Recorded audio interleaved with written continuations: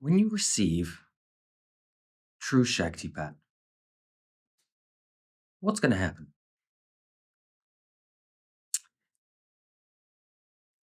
Let's say you're at home and one winter, the first time in your life, it snows, you see a little bit of snow, it's like, oh, this is nice. It gets a bit heavier and you go for a walk in it. Oh, this is nice. And you see that for a couple of years. And then one day you go to the mountains where there's massive amounts of powder snow and everything. And you arrive there and it's like, oh, this is nice. Compared to if you'd never ever seen snow in your life, you were taken blindfolded to the mountains and you suddenly saw the everywhere's white, massive amounts of powder. You tread in this snow and it's a foot deep, having never experienced snow. It would be a very different experience than this gradual build-up, right? So people read about awakening experiences, perhaps reading embellished stories from books to make the books sell better, or these experiences in videos that people say online. And you build up these expectations of what it's going to be. And then when you get there, you're not able to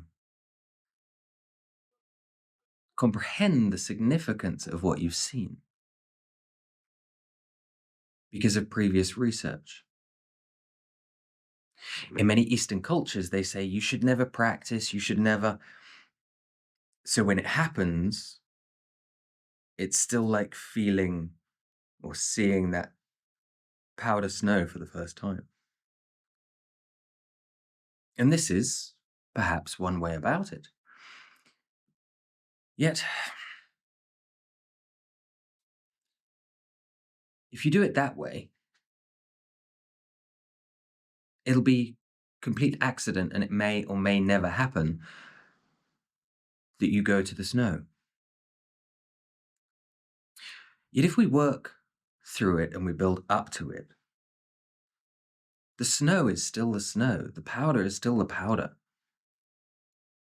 The problem is, it's the perception. People think awakening has to do with, unfortunately, due to things like activations, that it's all bodies going into spasms and states of ecstasy, and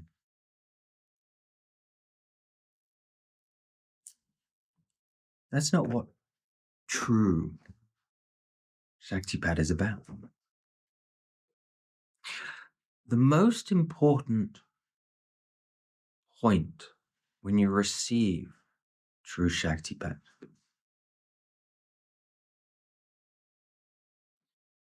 isn't that your body starts shaking and moving and anything like that. And this is why many people will miss the significance of the most powerful point in any awakening. And those that realize it, perhaps even after the fact, are the ones that go further. The ones that don't, perhaps might reach disappointment or dark nights of the soul, or. And of course, let's not forget, if you don't put in the work, if you don't do shadow work and things like this previously, and you allow things to be spontaneous, you run risks. We all know Kundalini syndrome, it's psychosis, so that's not the way to do it. The best way is to experience it slowly. Yet still the most important factor of all of this to comprehend, when you receive real Shaktipat, the starting point of a true awakening. And yes, Perhaps this happens after Shakti begins to rise. You feel the sensations in the spine, you feel the heat rising. But from expectations, it's like, okay, so heat's rising. It's not completely unknown, and it's this weird thing taking you by surprise. And whoa, I've got these weird sensations in my body, and sort of almost sending you into a state of shock and awe. So you don't comprehend what's going on, and you're stunned. And it's, but when we expect these things to happen, we feel the heat rise. It's starting nice. It's a nice, pleasant sensation. It's not a wow factor. It's just part of the process. But then when it rises, this is what I'm talking about. This is what we need to expect. This is what we need to find. And when we find it, we need to comprehend its significance. And what is that most important point to realize is nothing. Yes, you heard that right. Nothing.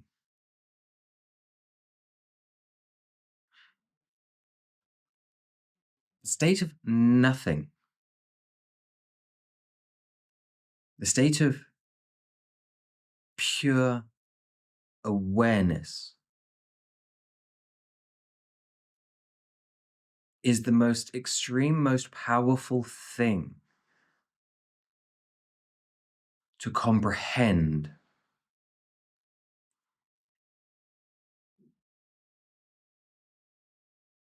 So it's very much like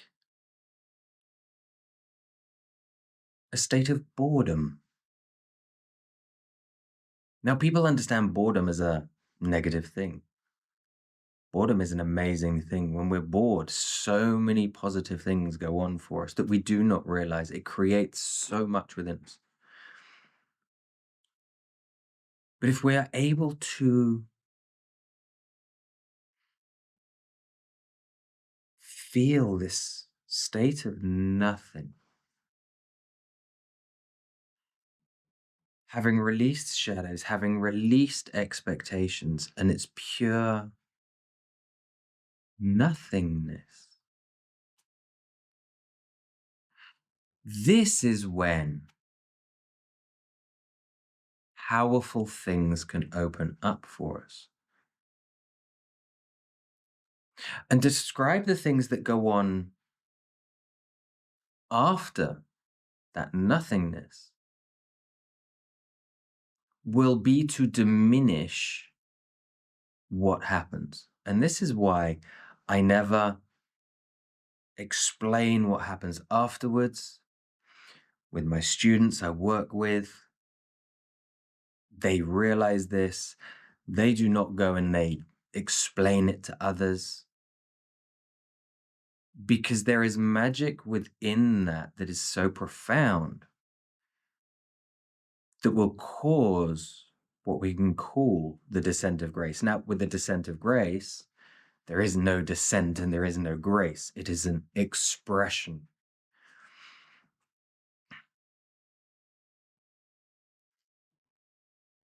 So remember,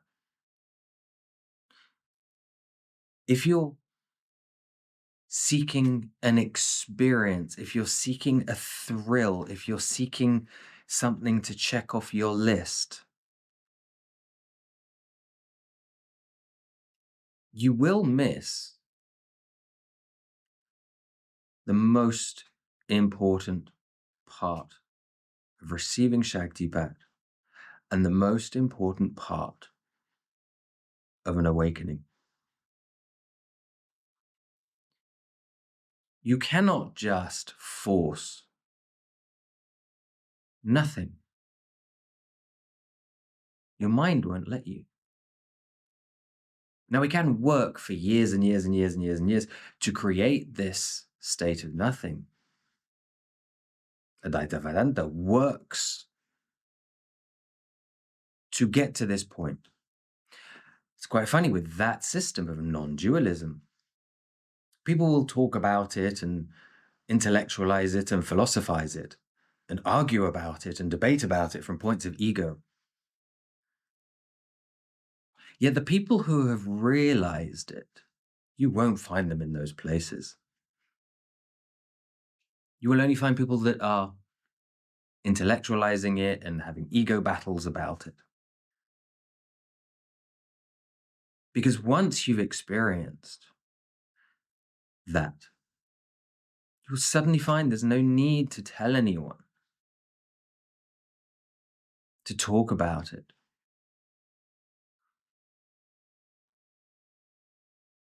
And when you read accounts of others in books or in videos and things like that,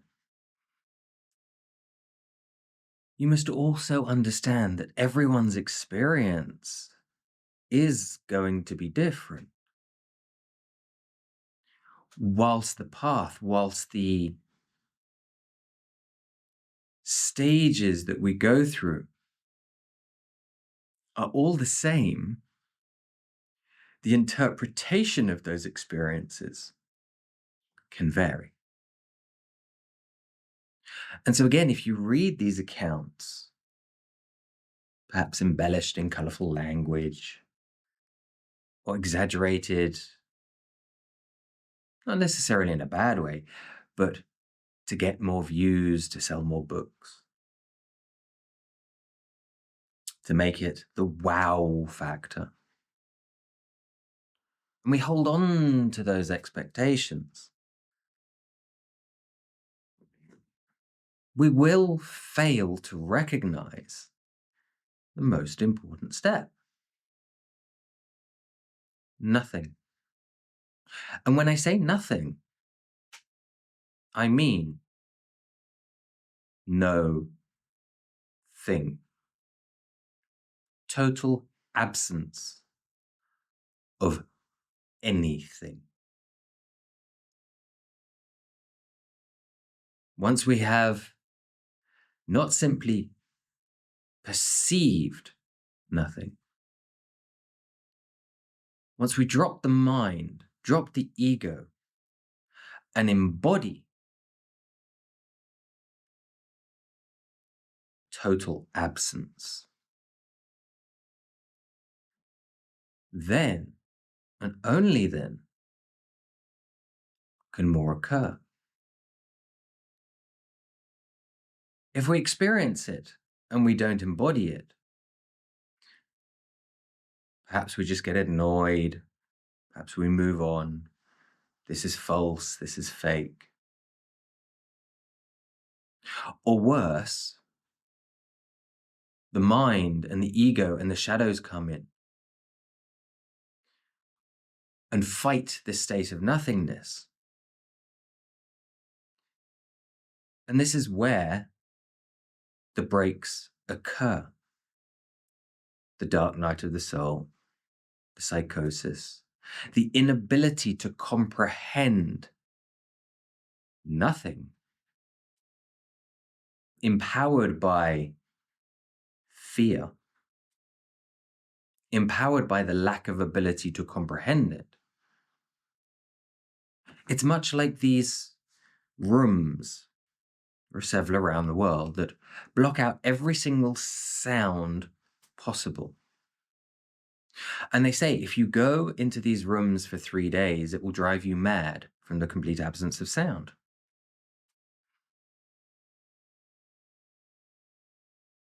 Because there is nothing as far as sound to distract the mind. The buzzings and the background sounds and absolute nothing. Many people, most people, well, the vast majority of people cannot handle that. And it will cause anger and frustration and fear. And this is why we do shadow work. This is why we do de-armoring. To release the traumas, to release the shadows and the healing before we go through an awakening. So we can then, when we get to this point, comprehend it, embrace it, embody it to go further.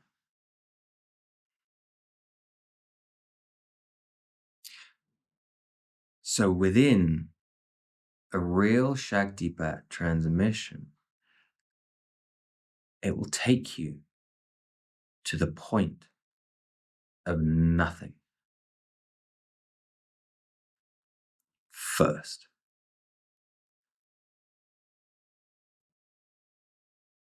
Now, if you are not ready, if you have not done the work to realize that nothingness, then you might have a pleasant experience or some visions or some somatic release. And so this then becomes, rather than a Shaktipat session, an energy healing session, because healing must come before the receival of true Shaktipat. So do not expect, when you go to receive Shaktipat, that you will receive Shaktipat the first time round. Because if you are not ready, you must walk the path and go through these stages. It is a two-way street. Shaktipat is a two-way street. It is not something you are given by a master or a guru. It is something that is shared between student and teacher. This is why I say many times, Shaktipat isn't given, it's taken. It's actually both. But to understand that it is something you take rather than something you are given,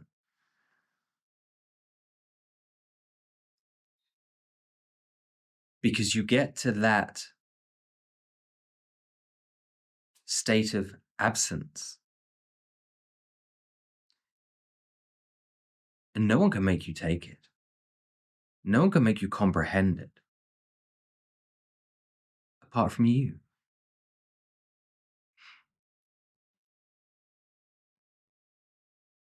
So if you're interested in walking the path, perhaps with me, you can find me at thewakingenergy.com, where we walk that path. Come take a training with me.